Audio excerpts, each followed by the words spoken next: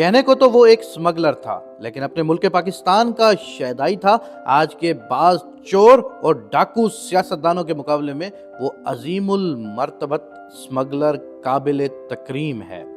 یہ ستمبر 1948 کی بات ہے، جب ہندوستان نے ریاست جوناگڑھ سے یہ کہہ کر قبضہ کر لیا کہ ریاست کا حکمران نواب مہابت خان لاکھ مسلمان صحیح مگر ریاستی عوام کی اکثریت تو ہندو ہے، جبکہ اس استعماری ریاست نے جموں و کشمیر پر قبضہ کرتے ہوئے خیر قصہ مختصر یہ کہ جوناگڑھ پر بھارتی قبضہ کے بعد نواب مہاتب علی خان ہر وقت اپنی اور اپنے اہل خانہ کی جان بچا کر اور مختصر ضروری سامان لے کر کسی نہ کسی طرح پاکستان پہنچنے میں کامیاب ہو گئے۔ یہاں انہوں نے اس وقت کے دارالحکومت کراچی کے مشہور علاقے کھارا در میں قیام کیا۔ یہ وہی علاقہ ہے جہاں کی ایک سڑک پر وزیر مینشن نام کی وہ صاحب منزلہ عمارت واقع ہے جسے قائد اعظم کی جائے پیدائش ہونے کا اعزاز حاصل ہے۔ نواب صاحب اپنے سرکاری خزانے میں 48 من سونا چھوڑ آئے تھے اور وہ ایسی جگہ پر محفوظ تھا جس کا علم نواب صاحب کے سوا کسی کو نہیں تھا۔ اگر ہندوستانی افواج پورا محل بھی کھود کر پھینک دیتی تو انہیں سونا نہ ملتا۔ نواب صاحب کی خواہش یہ تھی کہ اگر 48 من سونا کسی طرح پاکستان لایا جا سکے تو وہ اس کا نصف یعنی 24 من سرکار پاکستان کے خزانے میں جمع کرا دیں گے۔ اس امر سے تو ہر ذی علم واقف ہے کہ ان دنوں پاکستان انتہائی بحران کا شکار تھا۔ اگر چند محب وطن لوگ اس نوزائیدہ ملک کی مدد نہ کرتے تو خاکم بدان چند ماہ کے اندر ہی اس کا وجود ختم ہو سکتا تھا۔ نواب صاحب خلوص دل کے ساتھ پاکستان کی خدمت کرنا چاہتے تھے۔ اگر وہ 24 من سونا پاکستان کے خزانے میں جمع کرا دیتے تو ملک کی معیشت خاصی بہتر ہو سکتی تھی، مگر سوال یہ تھا کہ اسے لایا کس طرح جائے اور کون لے کے آئے۔ ہندوستان جیسا ملک شرافت کے ساتھ ساتھ تو ریاست کی امانت اس کے حکمران کے حوالے نہ کرتا۔ اب تو ایک ہی صورت باقی بچی تھی، غیر قانونی ذریعہ یعنی سمگلنگ۔ مگر حقیقتاً سونے کو خفیہ طریقے سے پاکستان منتقل کرنا ہندوستان کی نظر میں تو غیر قانونی ہو سکتا تھا، مگر پاکستان یا نواب مہابت خان کے لیے نہیں، کیونکہ یہ زر کثیر نواب صاحب کی ملکیت تھا۔ اب کردار شروع ہوتا ہے کھوٹے سکے کا۔ وہ تھا اس دور کا مشہور سمگلر حاجی عبداللہ بھٹی، جو سمندر پار بستی صالح آباد میں رہائش پذیر تھا۔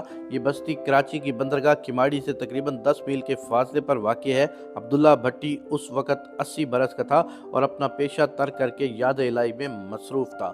نواب مہابت خان کو جب اس بارے میں علم ہوا تو انہوں نے پاکستان کی ایک نہایت قابل احترام اور اعلیٰ ترین شخصیت سے درخواست کی کہ وہ اپنے اثر و رسوخ سے عبداللہ بھٹی کو اس بات پر راضی کر لیں کہ وہ کسی بھی صورت ان کا سونا جوناگڑھ کے خزانے سے نکال لائے۔ اس محترم اور عظیم شخصیت نے عبداللہ بھٹی کو اپنے روبرو طلب کر کے ملک و قوم کی خاطر یہ کام کرنے پر آمادہ کر لیا۔ جوناگڑھ سمندر کے راستے کراچی سے 300 میل دور ہے۔ اس محترم اور عظیم شخصیت کے حکم پر بوڑھا مگر پرعزم عبداللہ بھٹی اپنے بیٹوں قاسم بھٹی اور عبد الرحمن بھٹی کو ساتھ لے کر تیز رفتار لانچوں کے ذریعے جوناگڑھ روانہ ہو گیا۔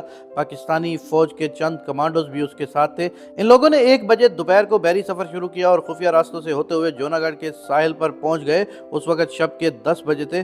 شاہی محل ساحل سمندر سے کچھ زیادہ دور نہ تھا۔ پاکستانی کمانڈوز نے محل پر متعین بھارتی فوج کے افسران اور سپاہیوں کا خاتمہ کیا اور سونا محل کے خفیہ گوشے سے نکال کر پاکستان لانے میں کامیاب ہو گئے۔ اب دیکھیے اس عظیم المرتبت اور محب وطن اسمگلر کا حسن کردار، جب اس نے انتہائی عظیم شخصیت کی موجودگی میں 48 من سونا نواب مہابت خان کو پیش کیا تو جہاں نواب صاحب نے حسب وعدہ 24 من سونا حکومت پاکستان کی نظر کیا، وہیں اپنے حصے میں سے آنے والے 24 من سونے میں سے 4 من سونا حاجی عبداللہ بھٹی کو بطور انعام پیش کیا گیا۔